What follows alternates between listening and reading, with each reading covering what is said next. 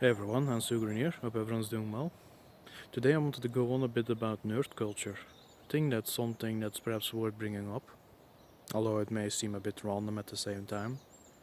So, the stereotype of being a nerd. What is it all about? What does it mean? Well, in the Hollywood movies, where that stereotype first emerged and actually seems to be predominantly present, it's it's people who are physically unimpressive. They are awkward socially. They have weird fantasies about the opposite gender, and they love books, they love games, tabletop games, and they enjoy what's it called? Oh well, yeah, and they're also very good in certain schooling fields. Now, oh yeah, and they're also pretty disgusting overall.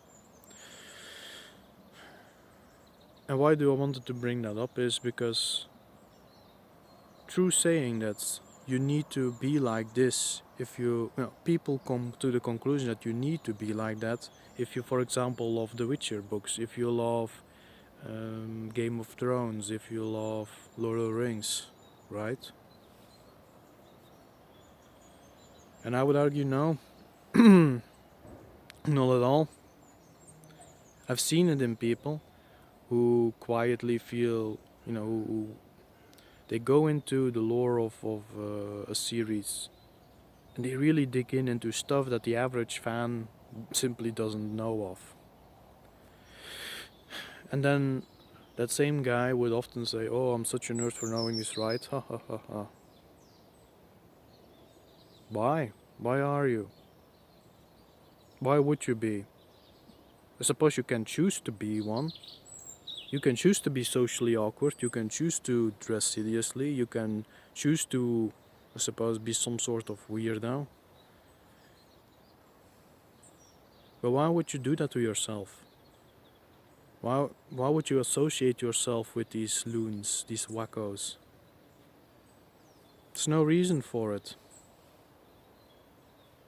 Why can't you love a book series or love tabletop games and at the same time be the size of a truck with many friends everywhere?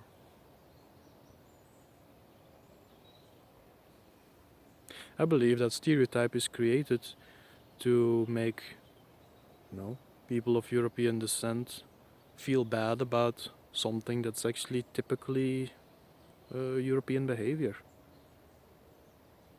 Books and games, tabletop games, for example. I would say that's European behavior to love books and to delve into tabletop games. Why?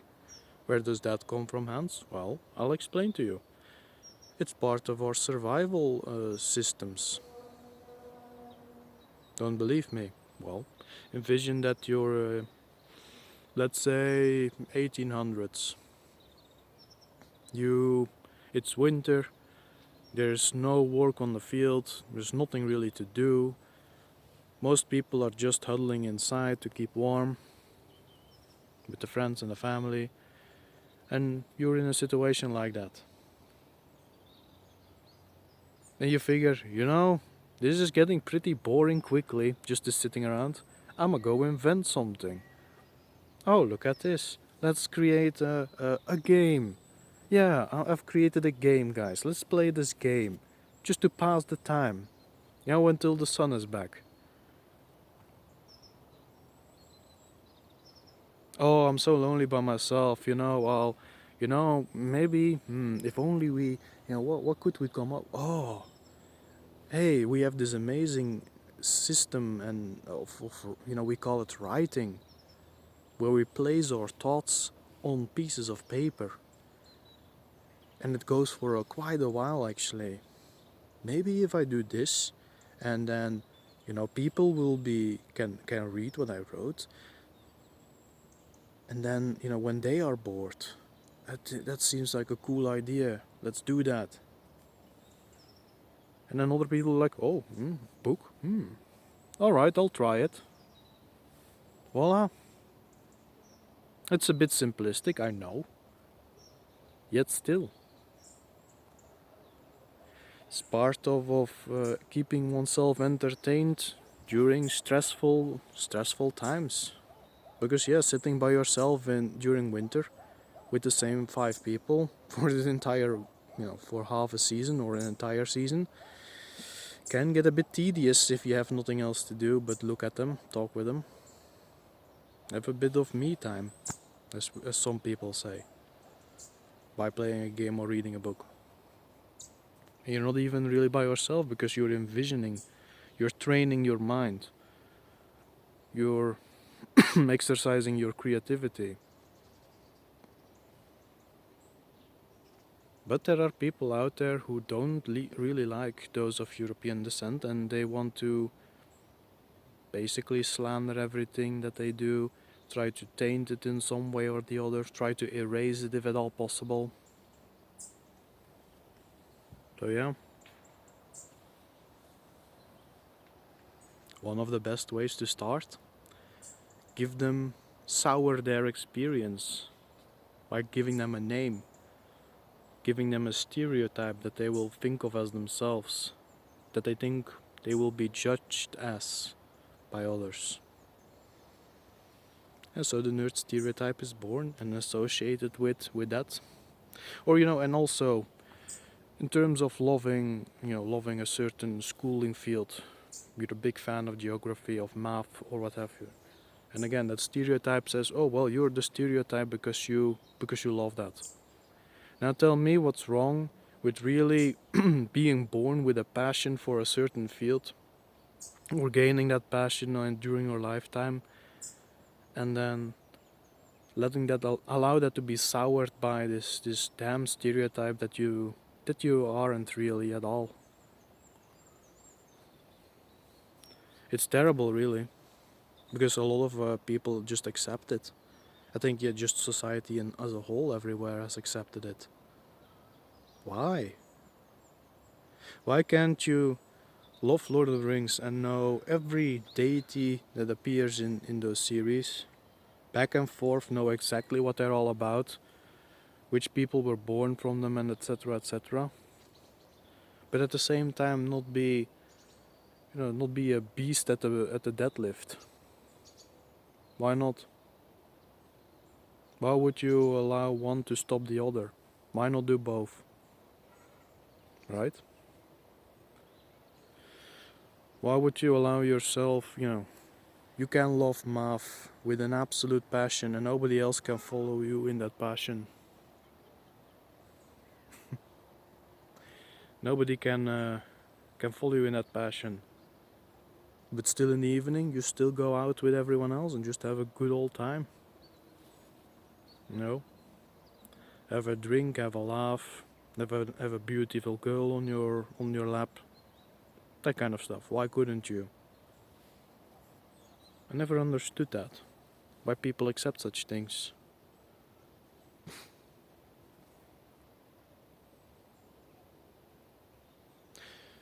It's time, I believe, for many people to realize that these stereotypes were meant to harm and to brush them away and just embrace what you love doing. How about that? Think that would be healthy for a lot of people? Maybe a lot of people will actually, maybe that stereotype will actually fade away because nobody at heart truly is like that. Even if a lot of them behave like such and dress like such because they believe they should for the things they love. Hmm? What do you think? And also something else about the stereotype, the general acceptance of it. It's basically then when these anti-whites, they come for cultural pieces, cultural masterpieces that have touched the hearts of millions. Someone who believes himself to be some awkward and, non-social, anti-social, whatever, scrawny figure that isn't going to be loved by society. If someone thinks of himself like that, well, he won't get in the way of these anti-whites that want to destroy, erase all these great cultural pieces, taint them at the very least. It's just gonna be like, well, I dislike this, but I can't bring myself to actually get in the way because nobody else probably will. I'm likely the only guy who cares, is what they think. Whereas actually no, you'd have millions of people with you to agree with you. Millions. Millions who share your love, who share your passion. And you may not agree with all of them on other things, but at least that you can say, well, maybe we can call the spiritual fathers of these pieces or their estates and say, hey, can you please put a stop to this because it's tainting the works? These anti-whites are destroying just our culture, be it, European culture across the globe. Doesn't matter that the author is from, an American or a Pole or an Englishman or German or a Russian. Doesn't matter whatsoever. And usually what it then would take is, that realization that you aren't alone and that you aren't that stereotype. You are you. Make something of yourself. Get big. Use that intelligence and embrace it. And if someone calls you that stereotype, just be like, that's Hollywood trash. It's that easy. Nobody is really like that. And at the very least, I'm not. Boom. What is someone else going to say to that? And maybe by some unfortunate quirk of nature, you have like one aspect that kind of aligns with this nerd stereotype. Well, here is the thing. Work on it. Get it out of your system. Replace it with something healthier.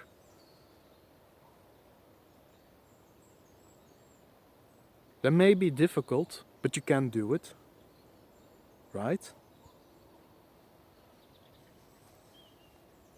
And yeah, maybe then at some point, when we can get enough people to realize these stereotypes, who they come from, basically from the same sort of people who are destroying all these cultural pieces in the first place, erasing them, trying to muffle them away, trying to taint them. If enough people then realize all of that and the hurt that they've been done to, perhaps they will actually, well, we will see some sort of cultural shift that's going to be based on actual justice. Just a little bit. And those cultural pieces are going to remain intact. What was tainted is going to be untainted. And anything else is just going to fall into place. Shoo the monsters away. Defeat the orcs. Use your silver sword for the monsters.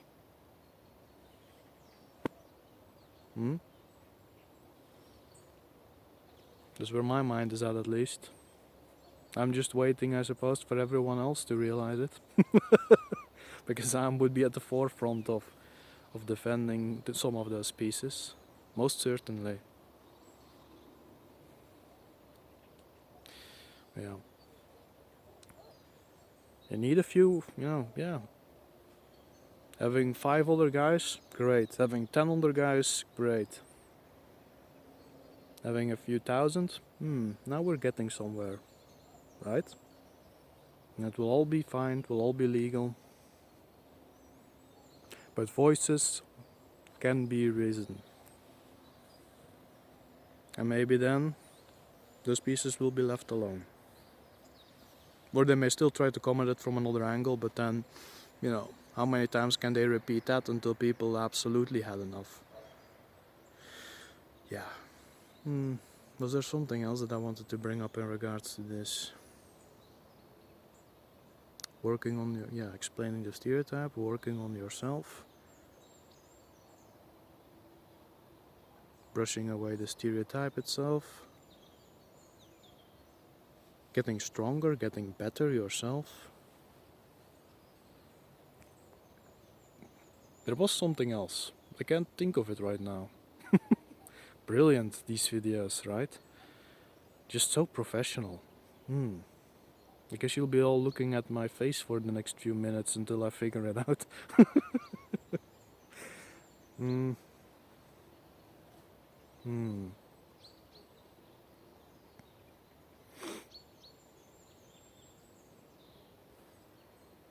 Suppose it's interesting to add that yes, there are also many people I see who say, "Oh well, at least I have the original pieces. I have them when they are untainted, so it's all good for me." And I would say, doesn't it break your heart though at the idea that there is going to be a new generation who will never know those original pieces, and that you could have partaken in actually making it available for them? Yeah, that's another big one. I guess it's attached still to that stereotype of, yeah, I'm by myself and nobody cares and blah blah blah blah. No, people do care. Many, many than you and I will ever know in our lifetimes.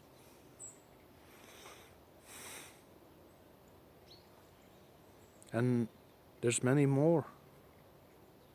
It's only ever going to die out if the next generations are being detached from the real thing. So, if you really love these works, if you want to respect the authors, if you want to respect the craft, the art, the magic that went into it, you're going to have to start behaving a little bit like those heroes in those works, you know? That's also a part, by the way, why we have these works. It's not just entertainment in the evening alone.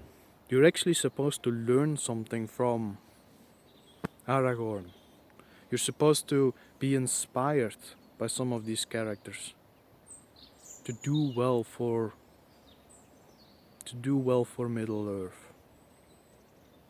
So please, do well for Middle Earth. Stand up for the men of the West. Right? Can we do that? You know what? I think I'm good now. You all have a good one. Hans is going to sign off. Maybe I'll get back on this later at some other time, but we'll see. Until then, bye bye.